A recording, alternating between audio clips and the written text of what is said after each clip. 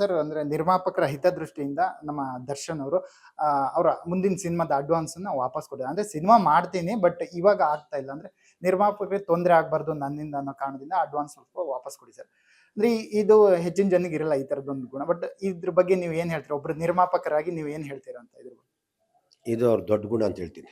ಯಾಕೆಂದರೆ ಅವ್ರು ಹೇಳೋದು ಅಂದರೆ, ಇವತ್ತು ನಾನು ರೆಗ್ಯುಲರ್ ಥರ ಇದ್ದರೆ ಇಮ್ಮಿಡಿಯೇ ಮಾಡ್ಬೋದಾಯ್ತು. ಇವತ್ತು ನಾನು ಯಾವುದೋ ರೀತಿ ನನ್ನ ಕಾನೂನು ಚೌಕಟ್ಟಲ್ಲಿ ಪಾಪ ಅವರು ಸಿಲುಕಿರೋದ್ರಿಂದ ಅವ್ರಿಗೆ ಮುಂದಕ್ಕೆ ಒಳ್ಳೇದಾಗ ಗಂಟ ನಾನು ಯಾವತ್ತೇನು ಇರ್ತೀನೋ ಗೊತ್ತಿಲ್ಲ, ಪಾಪ ನನ್ನಿಂದ ಯಾಕೆ ತೊಂದರೆ ಆಗಬೇಕು ಅಂತ ಅವ್ರು ಹೇಳೋದು ನಿಜ. ಅಂಥ ವ್ಯಕ್ತಿಗಳಿಗೆ ನಾವು ಸ್ವಾಗತಿಸ್ಬೇಕು, ಗೌರವಿಸ್ಬೇಕು, ಪ್ರೀತಿಸ್ಬೇಕು. ಆಮೇಲೆ ಅವರು ಒಳ್ಳೇದಾಗಿ ಮುಂದಕ್ಕೆ ಮಾಡೋಣ, ಸುಮ್ಮನೆ ನಮ್ಮಿಂದ ಬೇರೆಯವ್ರು ಯಾಕೆ ಇಷ್ಟ ಪಡಬೇಕು ಅಂತ ಆ ಥರ ಯೋಚನೆ ಮಾಡಿ ಕೊಟ್ಟಿದ್ದಾರೆ ಅಂತ ಕಾಣುತ್ತೆ. ಆಮೇಲೆ ಅವ್ರಿಗೆ ಇವತ್ತು ಕಾನೂನು ನನ್ನ ಲೆಕ್ಕ ಪ್ರಕಾರ Darshan is very good person, ಒಳ್ಳೆ ಹಂಬಲ್ ಪರ್ಸನ್ನು.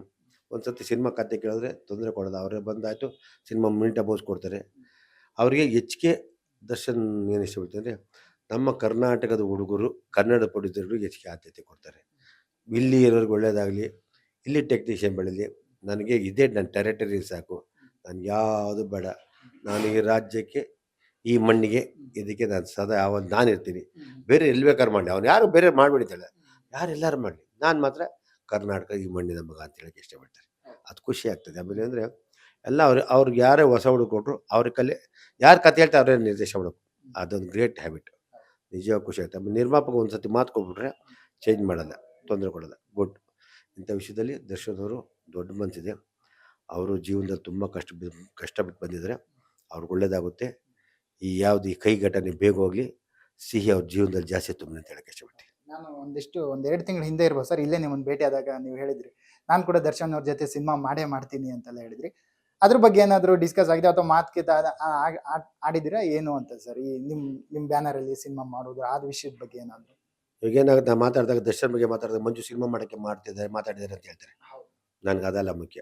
ಚಿತ್ರರಂಗ ಅವ್ರು ಯಾವಾಗ ಸದಾ ಸಿನಿಮಾ ಮಾಡಬೇಕು. ಚಿತ್ರರಂಗ ನನ್ನ ಮನೆ ಇದ್ದಂಗೆ, ನಾನು ಚಿತ್ರರಂಗ ಇದ್ದರೆ ನಾನು ಗೆದ್ದಂಗೆ, ಚಿತ್ರರಂಗ ಸೋತ್ರೆ ನಾನು ಸೋತಿಗೆ. ನಾನು ಸ್ವಾರ್ಥಕ್ಕೆ ಯಾವತ್ತೂ ಆಸೆ ಮಾಡಲ್ಲ.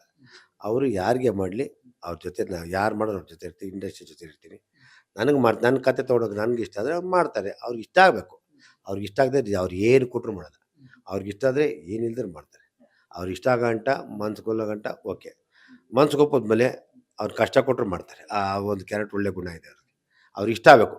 ಇಷ್ಟ ಆದರೆ ಮಾತ್ರ ಆಮೇಲೆ ನೀನೇನು ಹೇಳಿದ್ರು ಜಾಲಿಯಾಗಿರ್ತಾರೆ, ಮಾಡ್ತಾರೆ. ನನಗೂ ಯಾವ್ದಾರು ಅವಕಾಶ ಸಿಕ್ತಾಗ, ಒಳ್ಳೆ ಕತೆ ಸಿಕ್ತಾಗ ಕೇಳ್ತೀನಿ, ಮಾಡೇ ಮಾಡ್ತಾರೆ, ತಪ್ಪಿದೆ. ಸಿನಿಮಾ ಮಾಡೋದು ನಾವು ಅವ್ರು ಹೀರೋ, ನಾವು ಪ್ರೊಡ್ಯೂಸರ್. ಕತೆ ಕೊಟ್ಟಾಗ ಮಾಡಿ ಬಿಡಿದ್ರೆ ಮಾಡ್ತಾರೆ, ಡೇಟ್ ನೋಡ್ಕೊಳ್ತಾರೆ. ಅವ್ರು ಬೇರೆಯವ್ರಿಗೆ ತೊಗೊಂಡಿರೋದೆಲ್ಲ ಮಾಡೋಕ್ಕಲ್ಲ. ಅಂದರೆ ಅವ್ರು ಮಾಡಿರೋ ಕೆಲಸ ಒಳ್ಳೇದು ಅಂತ ಹೇಳಕ್ಕೆ ಇಷ್ಟಪಡ್ತೀನಿ. ಅಂದ್ರೆ ಡಾಕ್ಟರ್ ಕೆ ಮಂಜು ಅವರ ಮುಂದಿನ ಪ್ರಾಜೆಕ್ಟ್ ಬಗ್ಗೆ ಹೇಳೋದಾದ್ರೆ ಏನಾದರೂ ಲೈನ್ ಅಪ್ಸ್ ಅದರದ್ದು ಏನಿದೆ ಅಂತ ಮುಂದೆ? ಈಗ ನಾನು ಮುಂದೆ ಒಂದು ಬೇರೆ ಭಾಷೆ ಸಿನಿಮಾ ಪ್ಲ್ಯಾನ್ ಮಾಡ್ತಾಯಿದ್ದೀನಿ. ತಮಿಳಲ್ಲಿ ಒಂದು ಪ್ಲ್ಯಾನ್ ಮಾಡ್ತೀನಿ, ಮಲಯಾಳಿ ಒಂದು ಪ್ಲ್ಯಾನ್ ಮಾಡ್ತಾಯಿದ್ದೀನಿ, ಕನ್ನಡದಲ್ಲಿ 2 ಪಿಕ್ಚರ್ ಪ್ಲ್ಯಾನ್ ಮಾಡ್ತಾಯಿದ್ದೀನಿ. ಅದ್ರ ಮಗೊಂದು ಒಂದು ಪ್ಲ್ಯಾನ್ ಮಾಡ್ತಾರೆ ಬೇರೆಯವರು. ಅವ್ರಿಗೆ ಯಾವ ರೀತಿ ಸಪೋರ್ಟ್ ಮಾಡಬೇಕು, ಯಾರೇ ಪ್ರೊಡ್ಯೂಸರ್ ಬಂದರೂ ದುಡ್ಡೆಲ್ಲ ಮುಖ್ಯ. ಅವರು ಪ್ರೊಡ್ಯೂಸರ್ಗೆ ಒಳ್ಳೇದಾಗಬೇಕು, ಮಾಡೋರಿಗೆಲ್ಲರಿಗೂ ಒಳ್ಳೇದಾಗಬೇಕು. ಅದೆಲ್ಲ ಕೂತ್ಕೊಂಡು ಚಾರ್ಟ್ ಔಟ್ ಮಾಡ್ತಾಯಿದ್ದೀನಿ. ಈಗ ಮುಂದೆ ಇನ್ನೊಂದು ನಮ್ಮದು ಮಾರುತ ಅಂತ ಇನ್ನೊಂದು ರೆಡಿ ಆಗ್ತಾಯಿದೆ, ಎಸ್ ನಾರಾಯಣದ್ದು. ಏಪ್ರಿಲ್ 10ಗೆ ಅದು ರಿಲೀಸ್ ಮಾಡೋಕೆ ಅದು ಪ್ಲ್ಯಾನ್ ಮಾಡ್ತೀನಿ. ನಮ್ಮದು ಇದೆ ದಿನನಿತ್ಯ ಸಿನಿಮಾ ಬಿಟ್ಟರೆ ಬೇರೆ ಏನೂ ಗೊತ್ತಿಲ್ಲ. ಸಿನಿಮಾನೇ ನಮ್ಮ ಉಸಿರು, ಸಿನಿಮಾನೇ ನಮ್ಮ ಜೀವನ. ಕನ್ನಡ ಭಾಷೆ, ಕನ್ನಡ ಸಿನಿಮಾಗಳು ನಮ್ಗೆ ಮುಖ್ಯ.